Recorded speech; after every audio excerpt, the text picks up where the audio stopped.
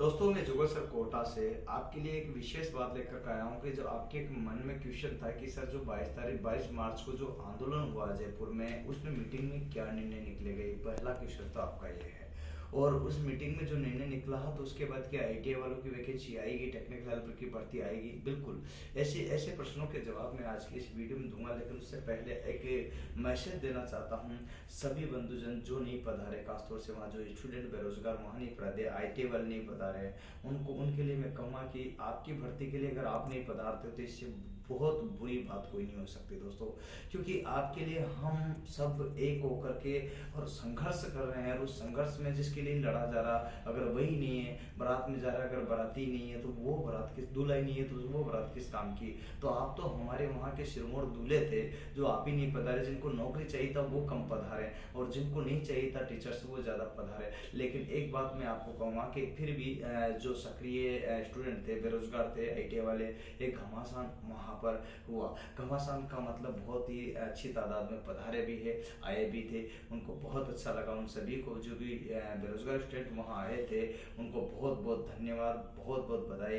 एक बात मैं और कहूँगा कि उसके अतिरिक्त बाकी जो नहीं आए प्लीज इस प्रकार के जो भी आंदोलन हो उन्हें पधारे, क्योंकि आपके बिना यह अधूरा। खासतौर से उन आईटीआई कोचिंग कॉलेज वालों से, आईटीआई कॉलेज वालों से भी मैं विशेष तौर से कहता हूँ कि आप पधारे। और उससे उससे और कहूँगा कि जो टीचर्स जो आईटीआई कॉलेज के अतिरिक्त जो है कोचिंग में पढ़ाते हैं, और जो कोचिंग में पढ़ाते हैं वो वहाँ नहीं पधारे हैं या वहाँ नहीं आए आंदोलन में, तो उनका आना एक बहुत ही गलत मैसेज है। क्योंकि देखो जिसका खा रहे उसके लिए अपनी इतना साख भी नहीं कर सकते, अपनी राशि का 1% 2 हिस्सा भी उनके लिए नहीं दे सकते। तो ऐसे में अपन को कोई नहीं है, डूब मर जाना चाहिए, क्योंकि अपन टीचर कहलाने लायक ही नहीं है। बहुत दोस्तों आपको शायद बुरा भी लग रहा होगा, जो नहीं है उनके मैं नाम भी बताना चाहता हूँ, मन तो करता है लेकिन इस बार तो नहीं बता रहा हूँ। अगली बार अगर आप नहीं आए तो नाम के साथ में आपके सामने आऊँगा, और इससे आगाज करूँगा कि जो आपका साथ देते हैं वो उन्हीं सभी स्टूडेंटों से, उन्हीं टीचरों का आप साथ दे, बाकी का न दे। तो प्लीज इस टाइप का जब भी कोई अनशन या आंदोलन हो या मांग हो सरकार से अपनी, तो उसमें आप सबको पधारना होता है,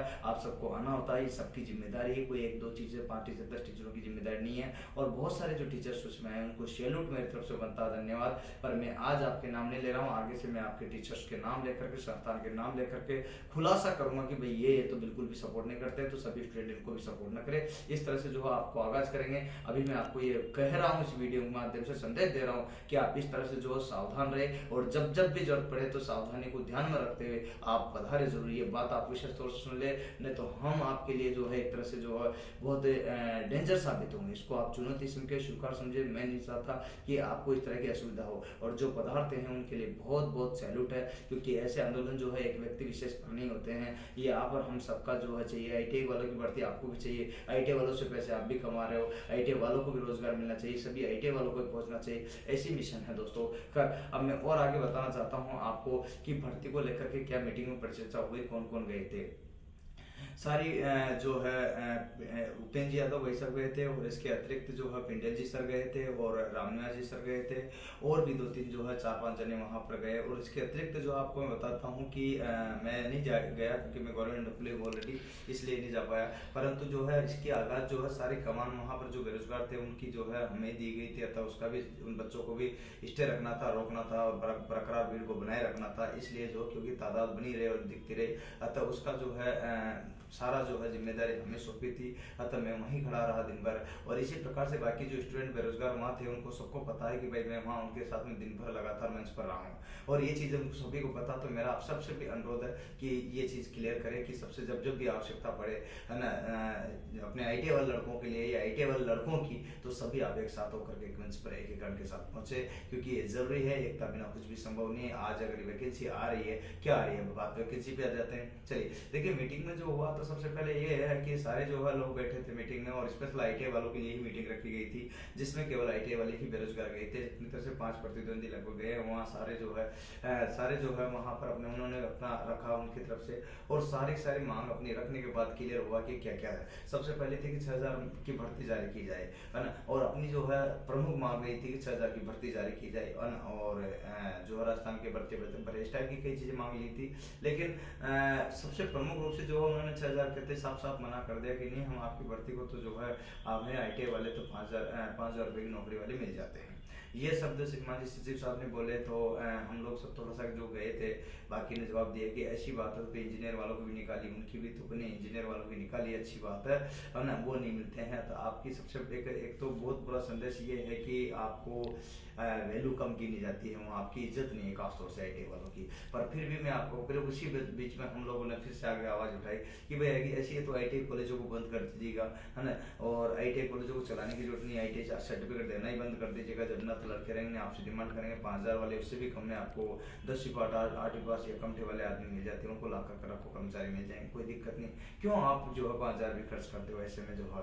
तो ये एक मैसेज दिया हमने। तो इस तरह से जो है थोड़ी सी वार्तालाप हुई। उसके बाद में जो है कि हम 6,000 भर्ती तो नहीं निकालेंगे, तो हम लोगों ने कहा कि भाई 6 नहीं निकाले तो कुछ तो निकालो, तो भाई जिससे हमारे बच्चों को कुछ तो रोजगार मिलने, तो फिर का क्या। तो साफ साफ मना करने के बावजूद जो निर्णय आया वो ये आया है कि भाई 6,000 न निकाल करके हम जो आधी भर्ती निकाल देंगे। तो 6,000 की आधी होती है दोस्तों 3,000 भर्ती। तो 3,000 भर्ती का उन्होंने आश्वासन दिया, 3,000 भर्ती का उन्होंने आश्वासन दिया। अब रही बात कि आपका एक कंफ्यूजन में बनता है कि जो आश्वासन दिया तो लॉलीपॉप तो पहले भी दिया गया था, और अभी भी अगर लॉलीपॉप दे दिया तो फिर आगे में क्या होगा। तो उन्होंने एक ही बात कही कि 3,000 भर्ती का आश्वासन दिया। इसके अतिरिक्त एक और बात है कि जलदाय विभाग का भी जो है भर्ती आएगी, इस पर भी परिचर्चा उपेंद्र जी भाई साहब ने बताया मुझे कि जलदाय विभाग की भर्ती भी आएगी, और जलदाय विभाग की भर्ती आएगी तो इसका मतलब वहां पर भी 1,000-2,000 भर्ती आ सकती है। तो इस टाइप से 1,000-2,000-3,000 भर्ती वहां पर भी आ सकती है। तो अपनी समझेंगे कि 3,000 अगर टेक्निकल हेल्पर की आ जाती है, 3,000 अगर 2,000-3,000 अगर जलदाय की आ जाती है, तो अपने लगभग दोनों मिलाकर 5,000 भर्ती हो जाती है, तो अपनी आपूर्ति हो जाती है। इसी को देखते हुए सब लड़कों ने और सभी जो स्टाफ था वहाँ पर, या सभी जो भी मैनेजर थे, उन सभी ने और उपेंद्र जी भाई साहब ने चाहा कि भाई अगर इन्होंने अपनी मांग ली है तो फिर अपन को अनशन समाप्त कर देना चाहिए। अनशन तो समाप्त कर दिया गया, लेकिन एक बात बताता हूँ कि इसी बीच में जो है हमने ये देखा कि भाई जो है यही बात उन्होंने कही कि भाई अगर वो बदल जाएंगे तो उनका यही जवाब था कि भाई पहले भी लिखित में दिया गया, लिखित साथ है तो आप तो उससे क्या हो जाएगा ना, हमने बजट में भी दी गई, आपने सबने दिखा दिए, फिर उसके बाद भी नहीं निकाले तो आप क्या कर लोगे। तो रहने के बाद जो है उन्होंने एक ही कहा कि हमें चुनाव में सपोर्ट कीजिएगा, जिस टाइप की कंडीशन है। अब चुनाव में सपोर्ट करने का मतलब अब अगर अपन सपोर्ट करेंगे तो उनको आएगा, लेकिन सपोर्ट तभी करेंगे जब भर्ती आएगी। अच्छा एक बात है कि अगर ये है इस बीच में बदल भी सकते हैं, वैकेंसी नहीं निकाली पहले की तरह, तो अपन क्या है कि इसमें पीछे हट जाएंगे क्या, नहीं हटना। वैसे तो पुरजोर तरीके से इन्होंने मांग रखी, उम्मीद अपनी पूरी इस बार भर्ती आएगी। उन्होंने आश्वासन भी दिया पहली बार, पहले मना करते थे अपने क्या कुछ भी नहीं कर पाए, या अभी मना कर देता आप हम कुछ नहीं कर पाते, लेकिन इन्होंने इस बार आश्वासन दिया। और इनके पास में लगभग 3,000 भर्ती खाली है, साफ साफ बोला उन्होंने। और ये बात आपके लिए बहुत महत्वपूर्ण है। तो खाली है जो भर्ती निकालने को तैयार है, लेकिन जो बेच दी है या फिर जो उनके पास है ही नहीं पोस्टें जो पहले बेच चुके, तो ऐसे में उन भर्तियों को ये कैसे दे सकते हैं। तो ये बड़ा प्रश्नवाचक चिंता। और इसी चीज को देखते हुए मैं आपको ये बताना चाहता हूँ कि दोस्तों आपकी बारी आ चुकी है। अगर 1% केस में वो नहीं निकालते हैं फिर भी और इसको धोखा कर देते हैं वापस पहले जैसे बदले, इस टाइप से अगर बदल जाती है सरकार, तो फिर आप और हमें जो है इसके लिए आगाज करना पड़ेगा।